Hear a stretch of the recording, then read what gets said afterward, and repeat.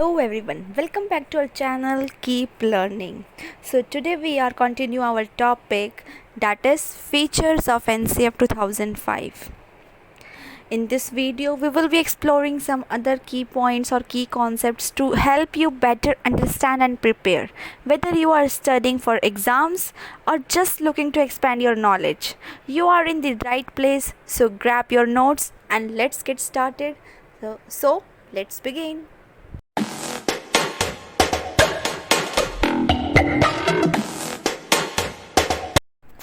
Let's come to the school stages. The framework divided the schooling into some stages. Let's discuss one by one. First, early childhood education. The framework laid emphasis on early childhood education until the age of 6 to 8 years. This is the period when foundations are laid for long life development. The formation of later attitudes and values, as well as the desire to learn, are also influenced at this stage. During this period, children's physical, mental, social, and emotional development should be looked after well, and they should be mentally prepared to start their formal schooling. According to steering committee clarified that curriculum framework and pedagogy for early childhood care and education must be based on this holistic perspective. Next is elementary school. In this, the span of elementary school is from grade 1 to 8. The knowledge of 3 R's, which I have already told you, that reading, writing, and arithmetic. These 3 R's should be started from grade 1. The first concern of the school at this stage should be to develop the child's competency in language, particularly in mother tongue. English may be taught during this period, but it must not be at the expense of learning Indian languages. The learning of mathematics should be started from numeracy, and abstract ideas should be take place towards the end of this stage. However, the mathematical abstract ideas should be verified with concrete experiences. Now, the third one is secondary school. This stage is meant for grade 9th and 10th. It is a period of vibrancy and energy, and students face intense physical change during these years. They develop the ability for abstract reasoning and logical thinking, and awareness of different disciplines develops in students. The courses offered at this stage are 2 languages, in which one of which is English, and other courses are mathematics, science, social science, etc. Some boards gave the option of choosing an additional subject from a range that include economics, music, and such options should be increased. Options of vocational subjects should also be provided at this stage. Such options should be based on productive work in the local community. Student interest and aptitudes start appearing, and they start showing inclination of their choice of subjects that they want to pursue in next higher level.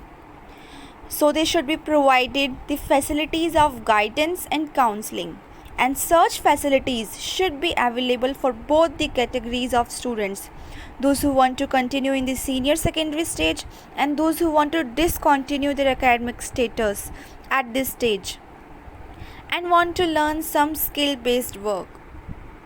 Next stage is higher secondary school.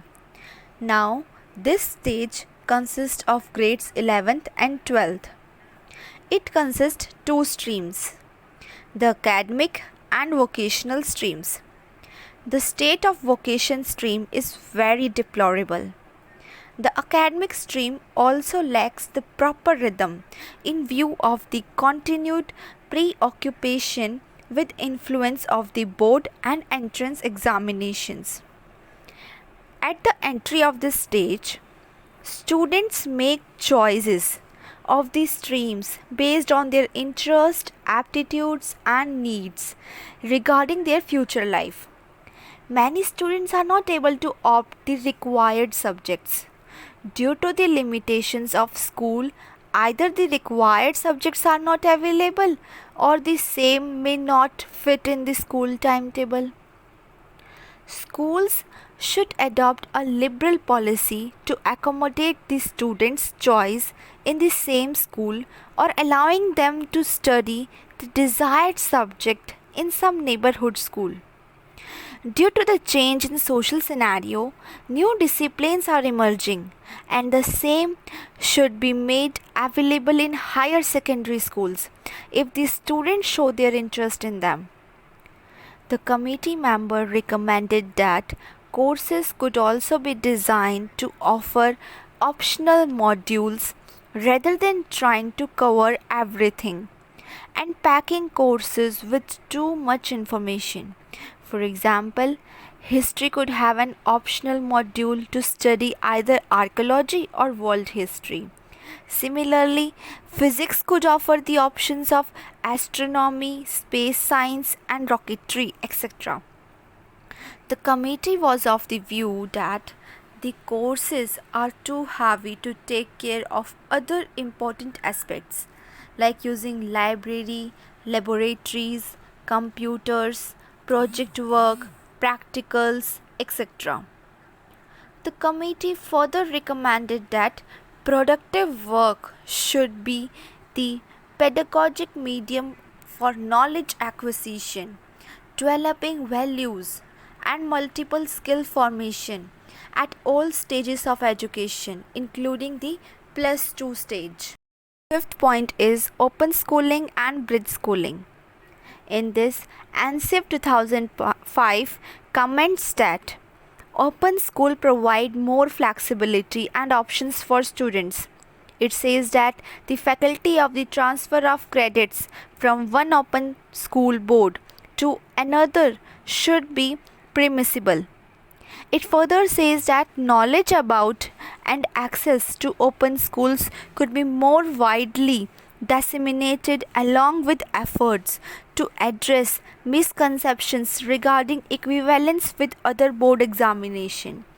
By keeping scheduling these examination closer to the dates of other board examination, it would also be possible to ensure that students do not lose a school year.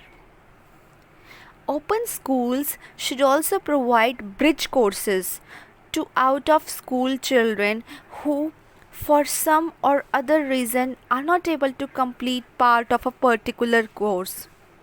In connections with open learning, the committee strongly recommended that rigorous research and development of the pedagogy and materials required for such programs to succeed, stringent implementation norms and provisioning of facilities as well as continued academic and social support for these children after they have placed in schools are essential. Now, next is assessment and evaluation. The NCF 2005 is critical of the present system of evaluation. It is examination oriented. Students find the ways and means of passing the examination. In doing so, many students adopt the shortcut methods and put more labor near the examinations. This does not help in real and joyful learning.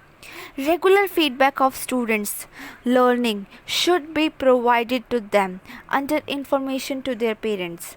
The spirit of competition should not be emphasized, and students should not be discriminated on the basis of ranks, injecting the low achievers with the feeling of inferiority.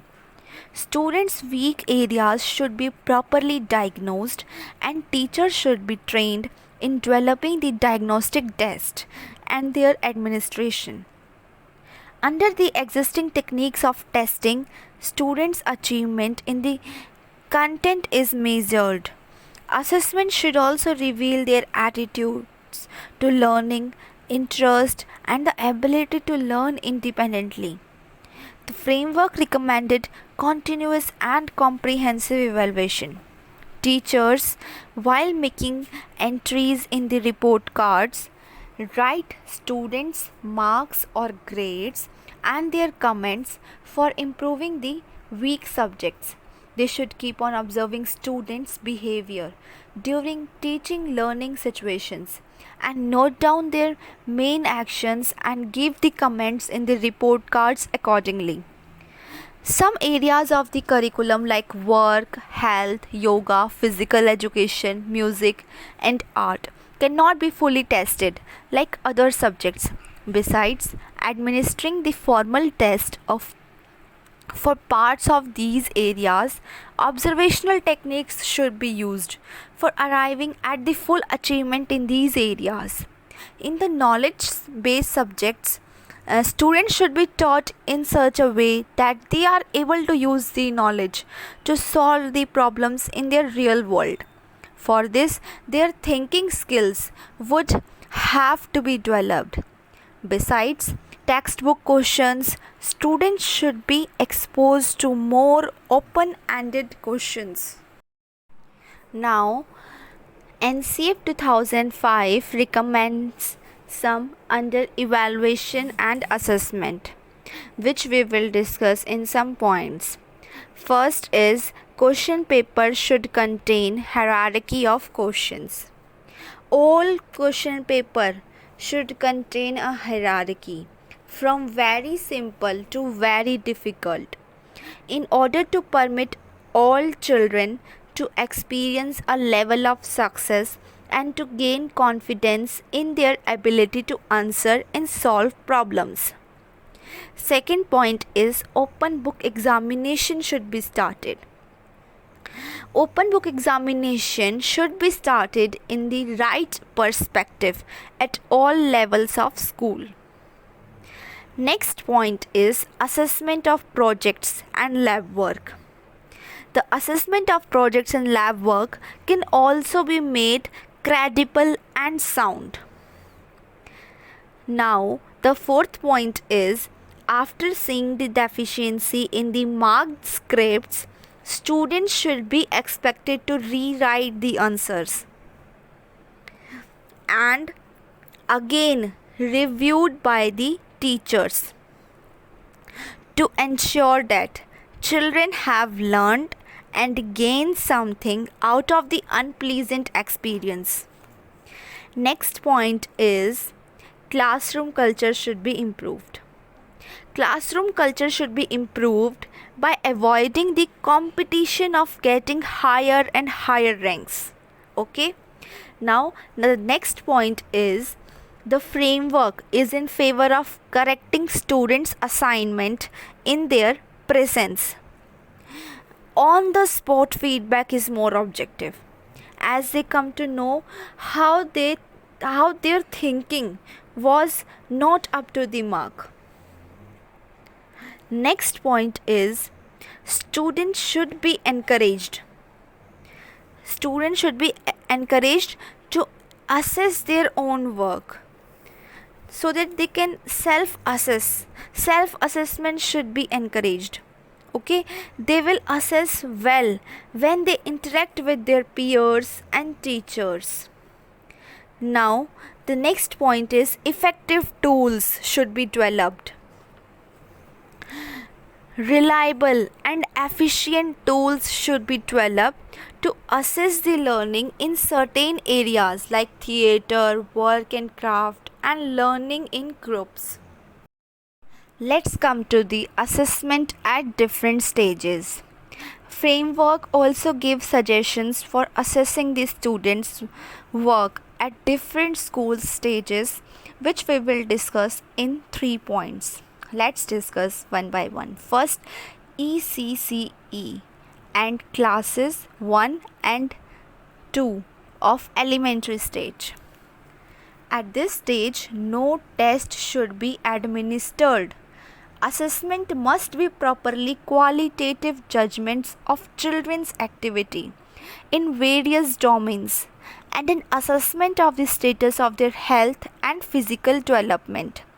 All this should be based on teachers' observation, through everyday interactions. Second is class 3rd to class 8th of elementary stage. At this stage, assessment should take place through oral or written test, as also through observations. Students should know that they are being assessed not as a threat of examination but as a part of process of teaching learning. Assessment should take place with the help of marks or grades along with qualitative judgment. Children's own self-evaluation can also be a part of the report card from class 5th onwards. The criteria based time to time short test should substitute the examinations. Term wise examination could be commenced from class 7th onwards. Students' progress card, besides indicating the grades or marks, must indicate general observation on health and nutrition. This should be supplemented with specific observation on the overall progress of the learner and information and advice for the parents. Now, the third point is class 9th to class 12th of the secondary and higher secondary stage. The framework at these stages suggested that assessment may be based more on test, examination, and project reports for the knowledgeable based areas of the curriculum, along with self assessment. Other areas would be assessed through observation and also through self evaluation. Students' report cards should include much more analysis of their various skill or knowledge areas and percentiles, etc. This would help them the areas where they are proceeding well and the areas where more attention is required. Such details may also facilitate their task of choosing the future course of action. Now let's come to the next point, school and classroom environment. School provides a lively atmosphere where students and teachers interact with themselves and with the school infrastructure. Besides attending classes, doing work in laboratories, and utilizing the library, students play in the school ground, get free time to sit on the benches and chat with their friends during breaks, gather together for morning assembly and other festive and significant occasions in the school. In this way, they constitute a school community where they learn and grow. In many schools, the atmosphere is not congenial. Classrooms are overcrowded. They lack in proper infrastructure. Improper infrastructure hinders the smooth curriculum transition. NCF 2005 suggests the quality of infrastructural facilities. Let's discuss in points. First, space norms. These should be related to age, to group size, the teacher-child ratio, and to the nature of activities to be carried out. Second, building. Building materials, architectural styles, craftsmanships should be based on the nature of location, culture, climate, ecology. For example, the structure and design of schools should be different in urban, rural, and in hilly areas. Safety and hygiene of the school should not be compromised. Third point is furniture. Norms of furniture must be related to age and the nature of the activities. Preference should be given to such furniture which can be moved to different places except in the case of laboratories and other specialized spaces. Fourth point is equipment. List of essentials and desirable equipment and books should be specified. Emphasis should be laid on the use of local materials and products, which may be culture specific, low cost, and easily available. Next point is timetable. Timetable should be constructed keeping in mind the situation of schools, the age of students, climatic factors, etc. Now, under school environment NCF further says that school must maintain the values of equality, social justice, respect for diversity, and also the dignity and rights of children.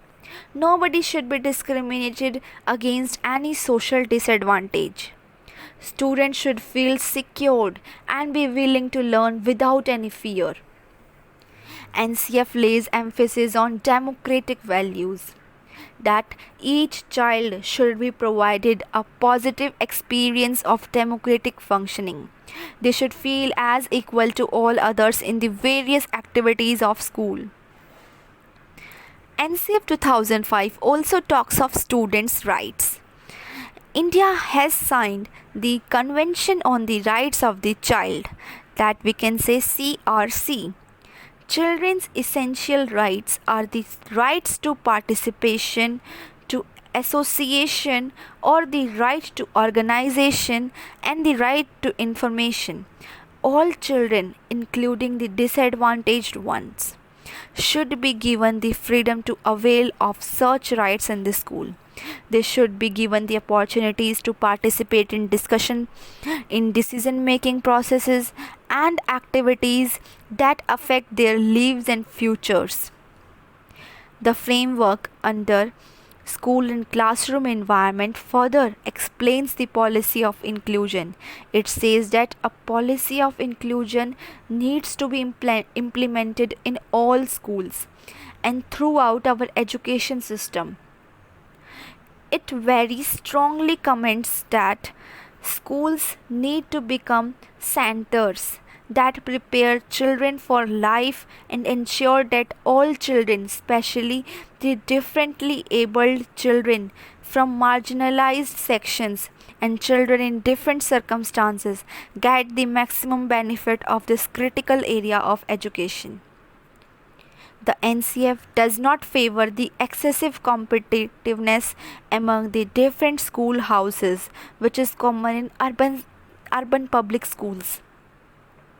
It also does not favor to label the students as the stars, the average, the below average, and the failures. Some teachers use negative adjectives for low achievers like dull, very poor, etc. Some go to the extent of segregating them in seating arrangements and even creating markers that visually divide children into achievers, that those who are unable to perform. Such practices should be discontinued as they take the morale of the lower achievers down and the growth of their personalities adversely affected. Parents and at home should not pressurize children to be perfectionist in academics. They develop inferiority complex if they do not come up to the expectations of their parents. Instead of spending time in tuitions or at home learning the perfect answers, parents need to encourage their children to spend their time reading storybooks, playing, and doing a reasonable amount of homework and revision. NCF 2005 abhors any type of punishment to students. Such actions humiliate the children in front of their peers. The unwanted school rules, like the length of socks and the whiteness of sports shoes, are of no educationally defensible importance. Another set of rules, like the maintaining silence in classroom, answering one at a time, and answering only if you know the right answer, can undermine the values of equality and equal opportunity. Schools need to develop the habit of self-discipline in students. This helps them in developing students' interest in learning. Students should be encouraged to develop the rules themselves so that they understand the rational behind a rule and follow the same willingly. This way, they will develop a sense of resolving their problems themselves. The heads of schools should not follow the rules blindly. It would not be just on the part of principal to punish a latecomer if he or she is late due to traffic problems. Students, teachers, and principal should jointly sit together, create a congenial atmosphere, and develop rules democratically. Before labeling that a rule has been violated deliberately, the viewpoint of the rule breaker must be considered with patience. The community and parents can also supplement the knowledge imparted by the school. There must be many professionals and other skilled persons in the vicinity of the school. They may be invited to school to share their expertise with students and teachers. Similarly, parents should play the role of facilitators and encourage their children to complete their assignments. Schools should also permit the community to use its infrastructure when it is not being used, like playground, auditorium, etc., for organizing local events. Under schooling classroom environment, NCF 2005 covers some additional points which we will discuss in points. First, text and other books. Textbooks should be properly designed, professionally edited, and suitably tested. Besides including factual information, they should also provide interactive spaces for children. They should also be supplemented with subject dictionaries. In some subjects like mathematics, natural, and social science, supplementary books, workbooks, and extra reading materials may be prescribed. Atlas of stars, flora and fauna, people and life patterns, history and culture, etc., can greatly enlarge the scope of geography, history, and economics at all levels. Teachers should keep themselves abstract through relevant journals and keep on updating students' knowledge wherever required. Second point is libraries. NCF 2005 considers school library as an essential component of school education. It says that libraries are not being used properly by the students and teachers. School libraries should be considered as a place of intellectual supplement by students, teachers, and members of the community. The system of cataloging the books and other materials should be such that users should become self-reliant. Networks should be developed so that inter-school and community libraries may be used by maximum number of people. The framework has suggested that the Raja Ram Mohan Roy Library Foundation can be given additional resource to act as a nodal agency of conceptualizing a library network for schools and for monitoring it after it has been created. Ways and means should be found to permit more time to students for using library. If possible, library space should be extended and some other programs like holding discussions, watching a craftsman from the community, giving a demonstration or listening to a storyteller. Now, the third point is educational technology. NCF 2005 says that children should not only watch the exciting educational technology programs. They should be provided direct access to multimedia equipment and information communication technology and be allowed to mix and make their own productions and to present their own experiences. This would provide them with new opportunities to explore their own creative imagination. Such opportunities would enhance students' interest in studies. Next point is tools and laboratories.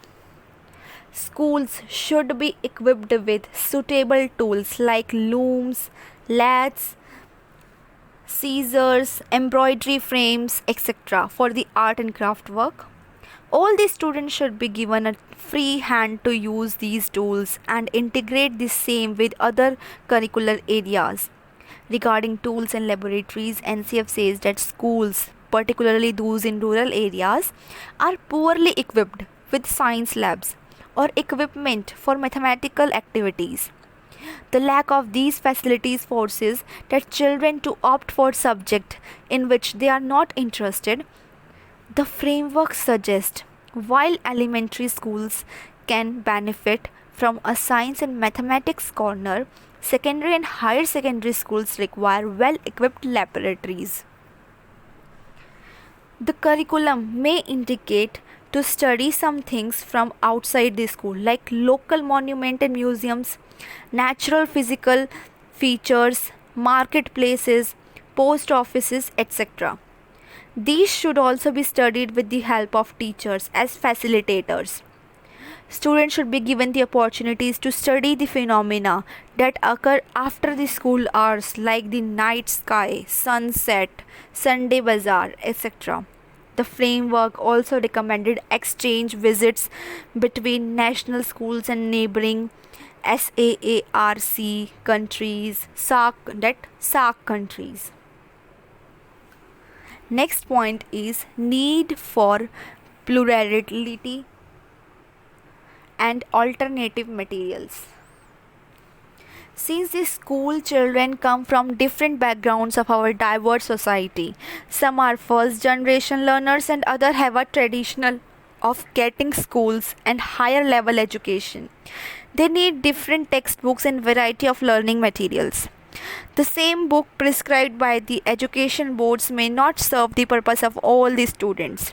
Some private publishers also publish good textbooks and other instructional materials. Schools and teachers should get the autonomy to select textbooks commensurate with the background of the students. Now let's come to the next, that is organizing and pooling resources. Books, teaching aids, toys, games, and other instructional materials make school more useful and interesting for children. Some states have been properly equipped with teaching learning materials through district primary education program, that is DPEP. Some NGOs and other agencies also produce teaching learning materials. NCF says that teachers should have the knowledge of the cluster centers and other sources from where teaching learning materials may be purchased or borrowed. Okay. Now the last point is laboratories. Schools should be equipped with suitable science and craft labs. Such labs should be set up at the cluster level also, so that the same may be used by the schools having no or less lab facilities. Schools in the cluster could plan their timetable in such a way that students may be deputed to such cluster labs once a week for a half a day. NCF also recommend about time. The time spent in the school should not be less than 6 hours and 3 hours for early childhood care and education children. NCF 2005 speaks at length about the organization of morning assembly. It says that constituents of morning assembly may be the reading of newspaper headlines, performing some physical exercise, and singing the national anthem. Some more activities like storytelling, singing together, or inviting some guests to speak on a theme, or hold small events to mark some significant local or national happening may also be organized. The school principal or the teachers may also address the assembly on different occasions. Special assemblies may also be organized on special days like Independence Day, Republic Day, important festivals, etc. Classes that have undertaken some interesting projects could also use this time to share their work with the whole school. In composite schools, depending on the theme, a junior school assembly and a senior school assembly could be held separately. The school timetable usually provides 45 minutes as the span of a period. Through many school maintains 35 or 30 minutes as a duration of a period. Okay, the framework feels that 30 or 35 minutes are inadequate to do something in the class. The timetable should have a built-in quality of providing longer duration periods of 1 hour or 1.5 hours for craft and artwork, project, lab across, cross subject, integrated learning, and for effective group work. Now let's come to the teacher autonomy and professional independence. The framework says that teachers do not enjoy the academic autonomy due to existing system of administrative hierarchies and control examinations and centralized planning for curriculum reform. They do not have the liberty to do the things differently even if the exigencies demand so. The management, principal, and the teachers should discuss the academic matters democratically and take the proper decisions for the benefit of students. The framework asserts that there is a need to encourage an atmosphere that facilitates collaborative efforts among teachers. Even technologies such as radio, TV, etc., should not be forced upon the teachers uh, unless they feel that they can comfortably link them with the curriculum transaction easily for the benefit of students. Next point is time for reflection and planning. Beside the time required, teacher requires more time for reflection and planning. He or she requires at least 45 minutes daily to review what has been taught during the day, what students have to follow the next day, and how the next lesson has to be organized. Teachers should devote 2 to 3 hours every week to take stock of learning.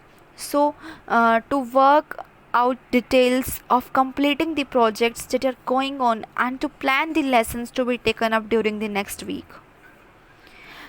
Teachers should devote at least one day each month to review what has been taught during the month, what problems were cropped up in finishing the planned work, and what were the strong or weak points of students' learning. The framework says that 2 or 3 days each in the beginning and the end of the year should be devoted to evolve an annual plan for the school. Some important events should be planned during these days, like local holidays, annual events, parent teacher meetings, excursions, field trips, putting up and changing postures and displays, etc. etc. During these days, school should also review its relationship with the community and identify points of focused action in the year, such as enrollment, retention, school attendance, and school achievement. These days may also be utilized for the in service training programs, such as teachers are required to participate in at least 20 days for their professional growth programs.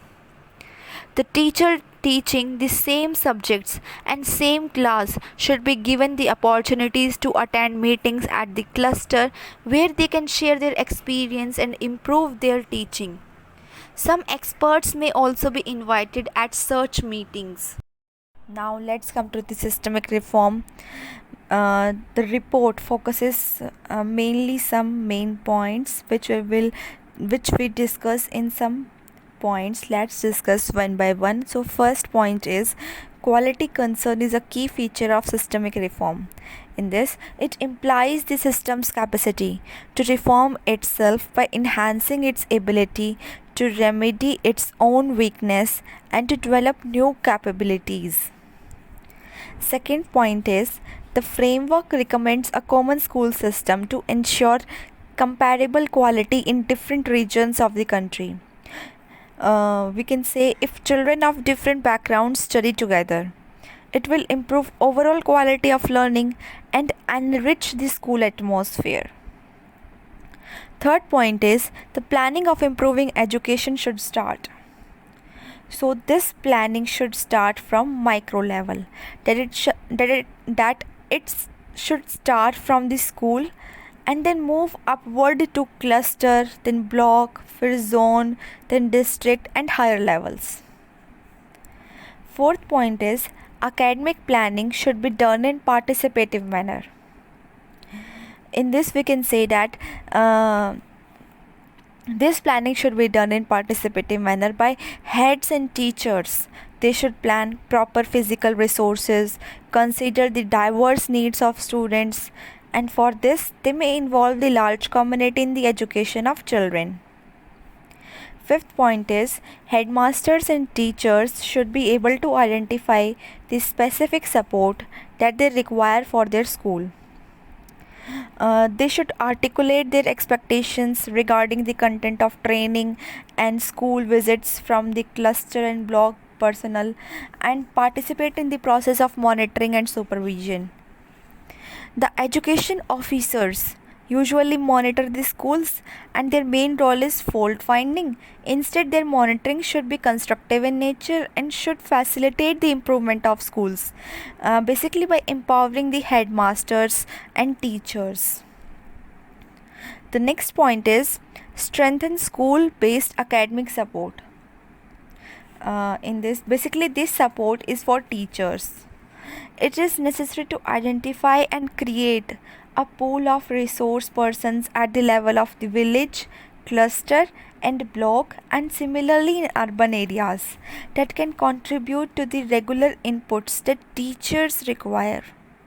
These units should provide support to new ideas and practices and help work them thorough.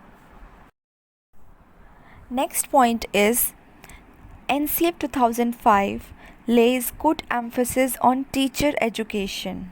It says that teacher education programs needs to be reformulated and strengthened so that teacher can be an encouraging, supportive and facilitator in teaching learning situation to enable students to discover their talent, to realize their physical and intellectual potentialities to the fullest, and to develop character and desirable social and human values to function as responsible citizens and active member of a group of person who make conscious efforts for curricular renewal so that it is relevant to changing social needs and the personal needs of learners. The eighth point is teacher education institutions should enable the student teacher to produce students as constructors of knowledge. In this, we can say that to students, teachers, teacher education institutes enables to produce students as constructor of knowledge rather than just the receiver of knowledge. They should be trained as facilitators rather than to be instructors. They should be trained to integrate theory and practice dimensions and engagement with issues and concerns of contemporary Indian society for a critical perspective. Next point is teacher education institutions should ensure that student teacher improve their language competences also. So in this, they cannot do justice to their students if they are deficit in the use of language. Their professional ethos should also be updated. Next point is organize in-service programs. So as the knowledge is growing very fast, it becomes necessary to organize in-service programs for the service teachers. Seminars, orientation programs, educational workshops, and summer institutes should be organized for the in-service teachers from time to time. The agencies like NCRT, SCRT, etc. should keep on helping the teachers for their professional growth. Next point is Panchayati Raj system should be strengthened. So, the Panchayati Raj system should be strengthened by evolving a mechanism to regulate the functioning of parallel bodies at the village level so that democratic participation in educational development can be realized. Next point is NCF 2005 gave a number of suggestions for examination reform. Basically, the focus of examination should shift to framing good questions rather than mere paper setting. Such questions need to be generated by experts only. Good questions can be pulled all year round from school and college teachers, interdiscipline educators from other states, and even students. These questions should be carefully vetted by experts and topic or area wise categorized according to level of difficulty. This could be maintained along with a record of their usage. Now, the next point is examination stress should be reduced. In this, we can say examination stress should be reduced and success should be enhanced. Content based testing should be shifted to problem solving skills and understanding. The prevailing typology of questions asked needs a radical change. In place of longer answer questions, a shift towards shorter examination should be take place. A single nodal agency for coordinating the design and conduct of entrance examination should be set up. Next point is work-centered curriculum experience should be provided in the school. So, regarding work-centered education, the framework says that the knowledge base, social insights, and skill of children in relation to their habitat, natural resources, and livelihood can be turned into a source of their dignity and strength in school system. The work-centered curriculum experience should be provided in the school. The framework further says that work-centered education will call for the work-centered education and for the recapitalization and reconstructing of specific aspects such as academic autonomy and accountability, curriculum planning, source of text, teachers recruitment and teachers education, notion of discipline, etc. All these implies that curricular reforms and quality improvement are intricately linked. Systemic reform and reconstructing of specific aspects such as academic autonomy and accountability, curriculum planning, source of text, teacher recruitment and teacher education, notion of discipline, attendance and school inspection, knowledge across subject boundaries, organization of school calendar, class and periods, creating learning sites outside the school, evaluation parameters and assessment procedures, public examinations. All these implies that curriculum reforms and quality improvements are intricately linked to systemic reforms. Now, next point is vocational education and training. Regarding vocational education and training, NCF 2005 proposed to move in a phased manner towards a new program of vocational education and training, which is conceived and implemented in a mission mode, involving the establishment of separate VET, basically vocational education and training centers and institutes from the level of village clusters and blocks to subdivisional or district towns and metropolitan areas. Basically, these VET centers may be set up in school infrastructures wherever possible.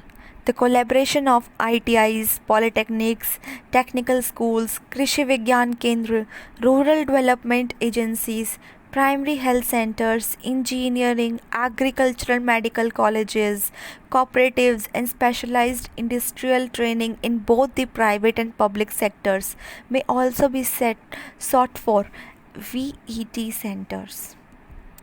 The framework further says that, unlike the present vocational education stream, VET should provide a preferred and dignified choice rather than a terminal or last resort option. These centers will be inclusive in nature, that accommodating also the willing physically and mentally disabled students. There will be the provision of guidance counselors who will be guiding the the inmates about their aptitude based work for future livelihood. The proposed VET shall offer flexible and modular certificate or diploma courses of varying duration emerging from the contextual and socio-economic scenario. These VET centers would provide multiple entry and exit points within built credit accumulation facility. Each course will also have an adequate academic component in order to ensure lateral and vertical linkage with the academic and professional programs. The VET curriculum should be reviewed and updated from time to time if the work scenario changes. The VET center in charge should have the autonomy to modify the programs being run in order to make the same market friendly. And the eligibility for admission to VET center is 10th pass certificate. Through some relaxation has been provided in beginning years. The minimum age requirement is 16 years for the admission, and VET centers would also work as hubby centers, allowing all other students to learn work education before or after school hours. The next point is under innovation in ideas and practices. NCF 2005 gives suggestion on textbooks, innovations and the use of technology. So in this point regarding textbooks, the framework says that textbook writing should be decentralized as it requires a range of capacities that include academic and research inputs, understanding of children's development level, effective skill of communication and design, etc. SCRT may be considered as nodal agency for getting the textbooks written. It may collaborate with team of subject experts, and these subject experts should be well conversant with the psychology of how children learn, and they should be good in language and subject matter. Academic and research support from universities and the rich experience of NGOs as well as practitioners must be important input in this exercise. Just one textbook does not serve the purpose, as students with different backgrounds may have to choose from a variety of textbooks. Teachers should be encouraged to develop innovations for doing full justice with their students. Seeing the size of class, infrastructure, diverse needs of students, absence of teaching aids, the compulsion of examination, etc., teacher may be required to customize the curriculum transaction that suits the situations. For this, teachers are expected to be dynamic and innovative. They can generate their own ideas and also share the innovations at the cluster and block levels. This is also a need of documentation and research of identified good practices. At present, there are funds for this purpose, both with Diet and Sarva Shiksha Abhiyan. Curriculum transaction can be made more effective through the appropriate use of technology. Mass media, for example, can be used for teacher training and making the classroom learning more effective. Micro teaching, different interaction techniques, and some other teaching techniques can make teachers more skillful. Even program instruction also help the students in learning more effectively by themselves and following their own pace of learning. The use of internet has increased the avenues of learning. Now the next and last point is NCF 2005 also speaks of new partnership. In this point we can say NGOs, civil society group, Teacher organizations can join hands in improving the curriculum, develop innovative methods of teaching, undertake research studies, monitoring the school education, etc.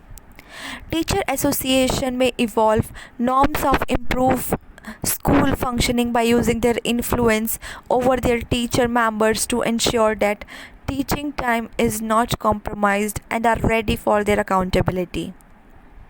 They can also use constructive assertion for enriching the school with proper resource and can ask for organizing programs for their professional growth. Even NCF has extended the role of SCRTs by suggesting that they should also strengthen the guidance service and organize in service programs about the career literature and the use of psychological tools. The framework suggests that University Department of Education, Social Science as well as the science should be urged to include the study of education in their research agenda. It also suggests that scholars from different disciplines should collaborate and undertake research studies for improving the classroom practices. The universities should accommodate such students also who have unusual combinations of subjects like vocational subjects and develop curriculum for higher education in those areas also. NCF has suggested that linkages should be established between universities and institutions such as SCRTs and DIET to strengthen their academic programs of teacher education and in service training as well as to develop their research capacities. NCF has named many departments which should collaborate with an interest in the welfare and progress of children, school, and curriculum. These departments are Department of Women and Child Development, Department of Health, Department of Youth Affairs and Sports, Department of Science and Technology, Department of Tribal Affairs, Department of Social Justice and Empowerment, Department of Culture, Department of Tourism, Archaeological Survey of India, etc. etc. Education departments can coordinate the activities of all these departments. Now that's all for today. Thank you so much for watching. If you found this video helpful, don't forget to give it a thumbs up and share it with others who might benefit from it. Also make sure to subscribe to the channel and hit the notification bell so you don't miss any of the upcoming lessons. Feel free to leave any questions or feedback in the comment below. I would love to hear from you. Until next time, keep learning and stay curious. Thank you.